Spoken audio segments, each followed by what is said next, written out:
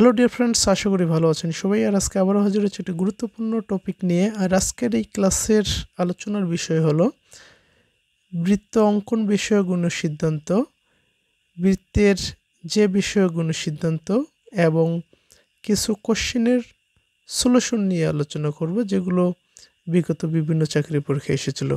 তো প্রথমে আলোচনা করি বৃত্ত অঙ্কন বিষয়ক অনুসিদ্ধান্ত নিয়ে। অর্থাৎ কখন বৃত্ত আঁকা সম্ভব এবং কখন বৃত্ত আঁকা সম্ভব নয়। একই সরলরেখায় অবস্থান করে না এরকম যে কোনো তিনটি বিন্দু দিয়ে একই সরলরেখায় অবস্থান করে না এরকম যে কোনো তিনটি বিন্দু দিয়ে কেবলমাত্র একটি বৃত্ত আঁকা যায়। যেমন এই যে এখানে তিনটি বৃত্ত দেখতে পাচ্ছেন, বুঝতেই পারছেন যে এই তিনটি বৃত্ত একই সরলরেখায় অবস্থান করছে না। তাহলে এরকম তিনটি বিন্দু দিয়ে কেবলমাত্র একটি বৃত্ত আঁকা সম্ভব। এরকম বৃত্ত দ্বারা কেবলমাত্র এরকম তিনটি বিন্দু দ্বারা কেবলমাত্র একটি বৃত্ত আঁকা সম্ভব। ঠিক আছে, বুঝতে পারছেন যে যদি তিনটি বিন্দু দেওয়া থাকে যেগুলো একই সরলরেখার উপর অবস্থান না করে থাকে, তাহলে এই তিনটি বিন্দু দিয়ে কেবলমাত্র একটি বৃত্ত আঁকা সম্ভব। এটা হলো 1 নম্বর অনুসিদ্ধান্ত।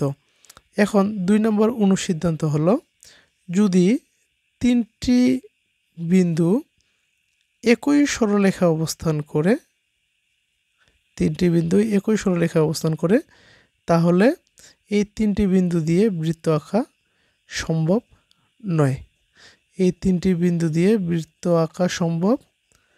নয়। ঠিক আছে,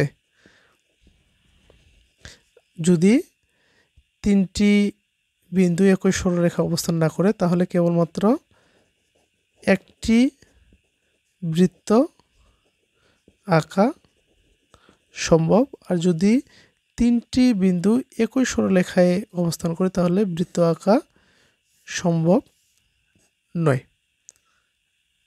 এখন 3 নম্বর অনুসিদ্ধান্ত হলো দুইটি নির্দিষ্ট বিন্দু দিয়ে অসংখ্য বৃত্ত আঁকা যায়। দুটি, এই যে নির্দিষ্ট বিন্দু, এই দুটি নির্দিষ্ট বিন্দু দিয়ে অসংখ্য বৃত্ত আঁকা যায়। কিরকম?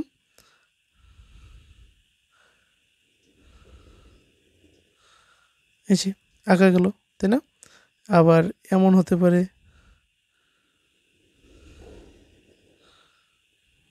ঠিক আছে, এইভাবে, বা আবার এইভাবে আঁকা যেতে পারে। ঠিক আছে, বা এমন হতে পারে এই যে এখানে এই বিন্দু, ঠিক আছে, এই যে এখানে এই বি বিন্দু, ঠিক আছে, বা এমনটা হতে পারে। বা আবার এই বিন্দু দিয়ে এমনটা আঁকা যেতে পারে। আবার হচ্ছে চাইলে আরও এইভাবে আমরা আঁকতে পারবো। অর্থাৎ দুটি বিন্দু দিয়ে, ঠিক আছে, যে দুটি নির্দিষ্ট বিন্দু দিয়ে অসংখ্য বৃত্ত আঁকা সম্ভব। ঠিক আছে, দুইটি বিন্দু দিয়ে অসংখ্য বৃত্ত আঁকা সম্ভব।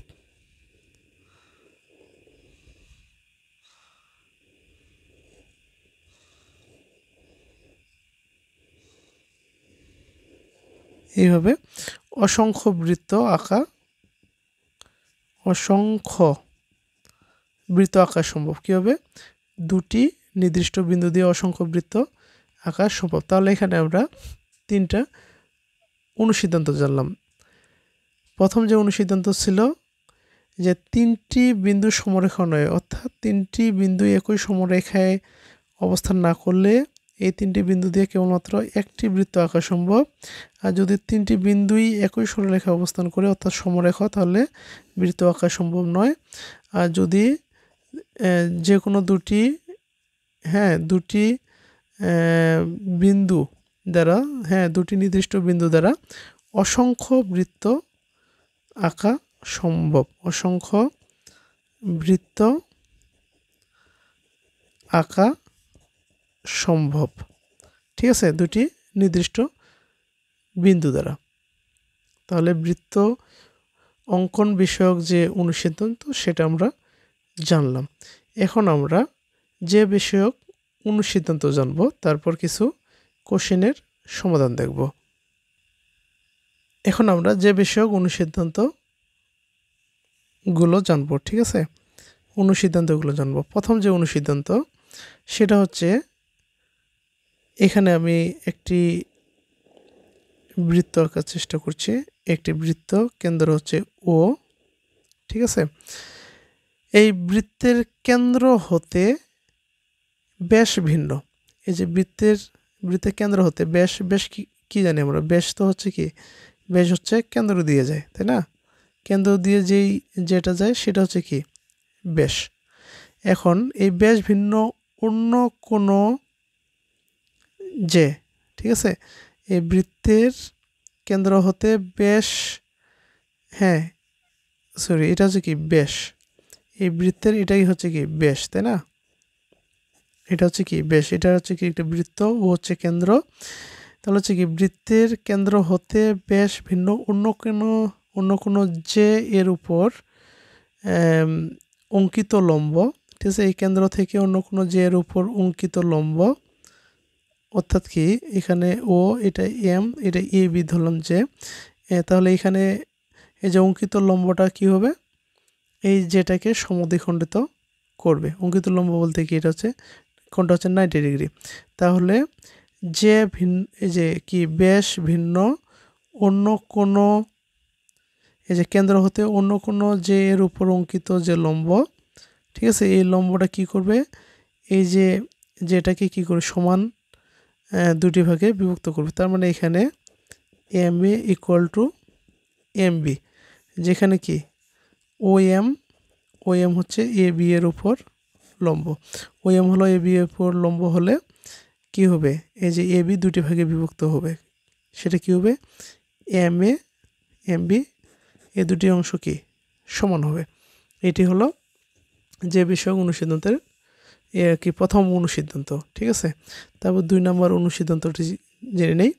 কি, বৃত্তের যে কোনো যে এর লম্ব দ্বিখণ্ডক কেন্দ্রগামী, অর্থাৎ এই যে একটা বৃত্ত, ঠিক আছে, এই বৃত্তের একটি এই কেন্দ্র হচ্ছে এটা।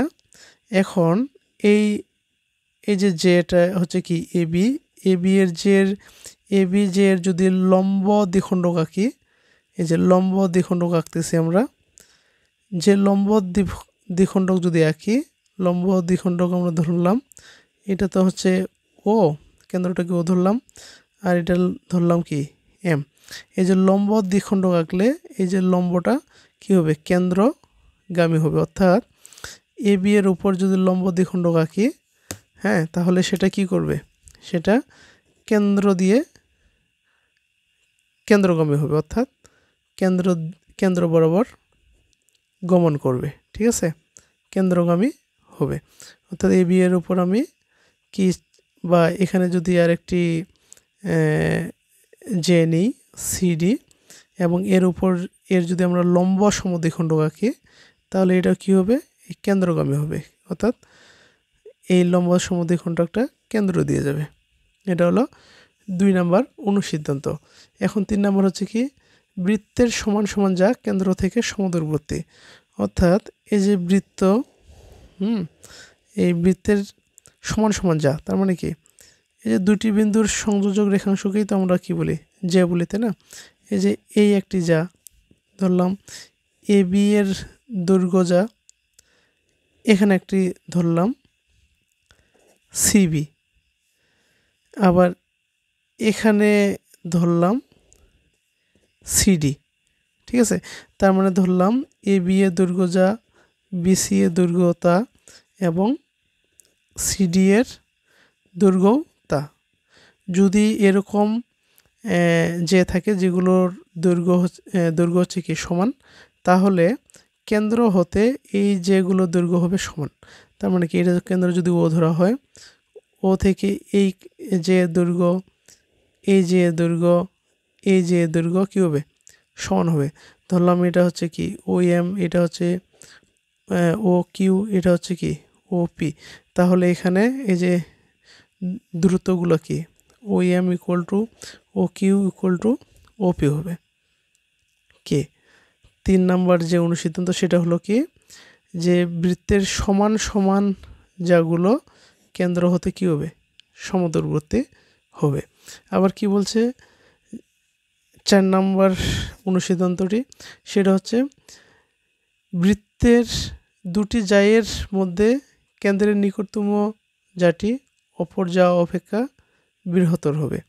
অর্থাৎ এই যে কেন্দ্র, এটা না, কেন্দ্রের নিকটতম জাটি এখানে দেখেন, এখানে সিবি হচ্ছে একটা যা, আর একটা ধরলাম C dash B dash.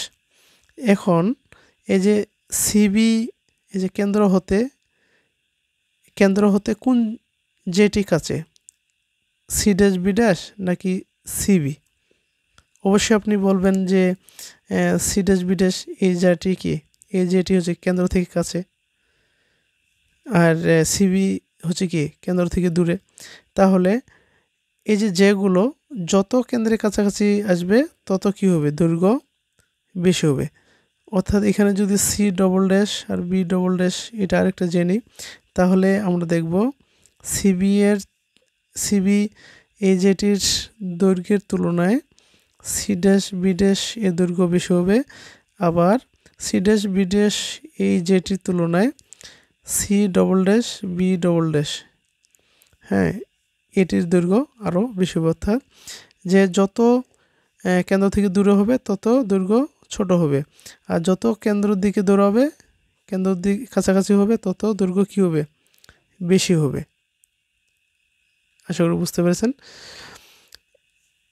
4 number অনুসিদ্ধান্ত জানলাম। এখন 5 নাম্বার, যে বৃত্তের দুটি যা পরস্পরকে সমদ্বিখণ্ডিত করলে ছেদবিন্দুটি হলো বৃত্তের কেন্দ্র। অর্থাৎ কি বৃত্তের দুটি যা পরস্পরকে সমদ্বিখণ্ডিত করলে, এই যে একটি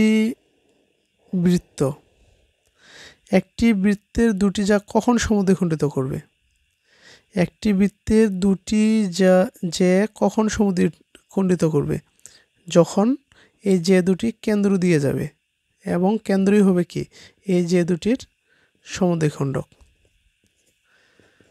এই যে দুটি যে কখন পরস্পরকে সমদ্বিখণ্ডিত করবে, যখন দুটি যে কি করবে, দুটি যে তখনই পরস্পরকে সমদ্বিখণ্ডিত করবে যখন দুটি যে কি কেন্দ্র দিয়ে গমন করবে। ঠিক আছে। আবার সর্বশেষ যে অর্থাৎ 6 নম্বর যে অনুসিদ্ধান্ত সেটা হলো কি বৃত্তের ব্যাসই বৃত্তের যা। তার মানে কি এই যে বৃত্তের ব্যাসই কি বৃহত্তম যা।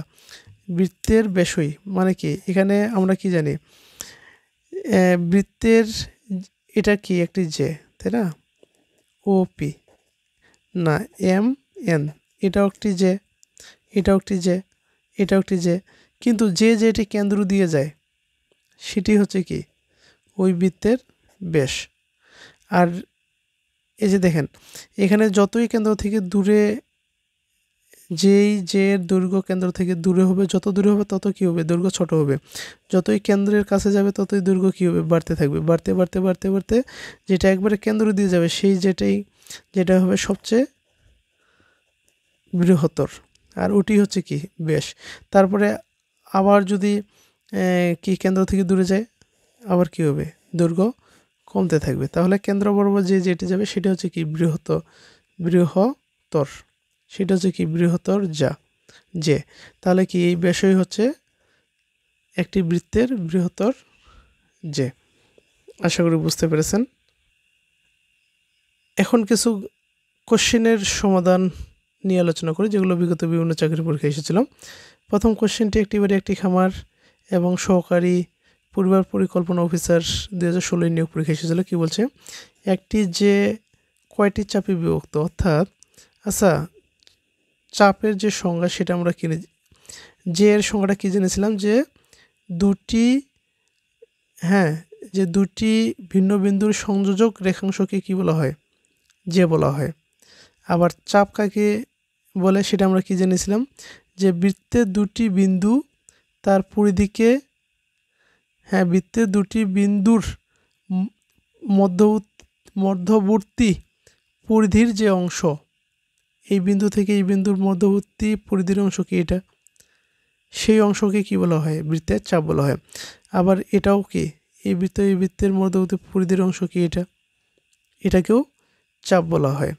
তাহলে দুটি বিন্দু দ্বারা কি এই পরিধিটিকে দুটি ভাগে বিভক্ত করা হয়। তার মানে কি দুটি কি চাপে বিভক্ত করা হয়, দুই ধরনের চাপে। যেটি হচ্ছে কি ক্ষুদ্রতর অংশ, যে চাপটি হচ্ছে কি, যে চাপের দৈর্ঘ্য হয় কি ছোট, সেটিকে বলা হয় উপচাপ। যেমন এখানে এ বি যদি দুটি বিন্দু হয়, তাহলে এ বি কী করছে, এই পরিধিটিকে দুটি ভাগে ভাগ করেছে। এটা একটা অংশ, এটাই আরেকটি চাপ, এটি একটি চাপ, এটি একটি চাপ। এটা কি ছোট অংশ হতে না, ছোট চাপ কি, এটা পরিধির কি ছোট অংশ। এই ছোট অংশটিকে বলা হয় উপচাপ, আর এই বড় অংশটিকে বলা হয় অধিচাপ। ঠিক আছে, তাহলে এখান থেকে আমরা কি বলতে পারি যে বৃত্তের যে এই পরিধিটিকে কয়টি চাপে বিভক্ত করি, দুটি চাপে। এটা একটি চাপ, এটা একটি চাপ। তাহলে উত্তর হচ্ছে কত, খ। তারপর বলছে কি বৃত্তের বৃহত্তম যে কোণটি। আমরা কি বলেছিলাম কিছুক্ষণ আগে যে কেন্দ্র থেকে যত দূরে যে অবস্থান করবে তত যেটা কি হবে, ছোট হবে। যত কেন্দ্রের দিকে যাবে তত যেটা কি বাড়তে থাকবে, বাড়তে থাকবে, বাড়তে থাকবে, বাড়তে থাকবে। যে কি এর দৈর্ঘ্য কি বাড়তে আসে না, এটার তুলনায় এটা বড়, কিন্তু এটার তুলনায় এটার দৈর্ঘ্য কি ছোট, কম কেন্দ্র থেকে। আবার এটার তুলনায় এটার কি কেন্দ্র থেকে এটার দৈর্ঘ্য কি দূরত্ব কি কম, তার মানে কি আবার দেখেন দৈর্ঘ্য কি বাড়ছে। আবার এটার কি দূরত্ব কম, দৈর্ঘ্য আরও বেশি। এভাবে বাড়তে বাড়তে যেটা কেন্দ্র দিয়ে যাবে সেটার কি দৈর্ঘ্যটা সবচেয়ে বেশি হবে। যতগুলো যে আছে তা থেকে সবচেয়ে বড় যে কোনটি, যেটি কেন্দ্র দিয়ে যায়। আর কেন্দ্র দিয়ে যেটি যায় সেটিকে আমরা কি বলি, ব্যাস বলি। তাহলে কি বৃত্তের বৃহত্তম যে কোনটি, ব্যাস। বেশি হচ্ছে কি বৃত্তের যতগুলো যে থাকে তার থেকে দৈর্ঘ্যকার কোন যে এর বেশি, যেটা কেন্দ্র দিয়ে যায়। আর যেটা কেন্দ্র দিয়ে যেটি যায় সেটিকে বলা হয় ওই বৃত্তের ব্যাস। আর বৃত্তের সমান সমান যে কেন্দ্র হতে কি সর্বদা কি সমুদ্রবর্তী, অর্থাৎ এই যে বৃত্তের যেগুলোর কি হয়, যেগুলো দৈর্ঘ্য সমান হয় সেগুলো কেন্দ্র থেকে সমুদ্রবর্তী হয়। যেগুলোর দৈর্ঘ্য কি হয়, সমান হয়, সেগুলো বৃত্ত থেকে সমুদ্রবর্তী হয়। আর বৃত্তের সমান তিনটি সমান যে একই বিন্দুতে ছেদ করলে ওই বিন্দুটির অবস্থান হবে কি, বৃত্তের সমান তিনটি, এটা হচ্ছে এরকম, বৃত্তের সমান তিনটি যে একই বিন্দুতে ছেদ করলে ওই বিন্দুটির অবস্থান হবে কোথায়, কেন্দ্রে। বৃত্তের সমান তিনটি যে, এই যে বৃত্তের সমান তিনটি যে একই বিন্দুতে ছেদ করলে, বৃত্তের সমান তিনটি সমান যে একই বিন্দুতে কোণ ছেদ করবে, তিনটি সমান হতে হবে, তিনটি যে দৈর্ঘ্য হবে সমান, আবার একই বিন্দুতে ছেদ করবে। একই বিন্দুতে তখনই ছেদ করবে যখন কি এগুলো প্রত্যেকটি কি হবে, ব্যাস হবে। এবং সেগুলো কি ব্যাস তো অবশ্যই কি ওই যেগুলো কেন্দ্র দিয়ে যাবে, যেগুলো কেন্দ্র দিয়ে যায় সেগুলোকে কি বলা হয়, ব্যাস বলা হয়। তার মানে কি তিনটি যেগুলো কেন্দ্র দিয়ে যাবে, তাহলে এই তিনটিকে কি বলা হবে, ব্যাস বলা হবে। তাহলে তিনটির দৈর্ঘ্য কি হবে, সমান হবে, এবং তিনটেই কি করবে তখনই কেন্দ্রে ছেদ করবে। অর্থাৎ সমান যদি দুটি বা তিনটি বা চারটি যে তাদের দৈর্ঘ্য যদি সমান হয় এবং তারা যদি একটি বিন্দুতে ছেদ করে তাহলে অবশ্যই তাদেরকে কি কেন্দ্র দিয়ে যেতে হবে। তাহলে উত্তর হচ্ছে কি গ।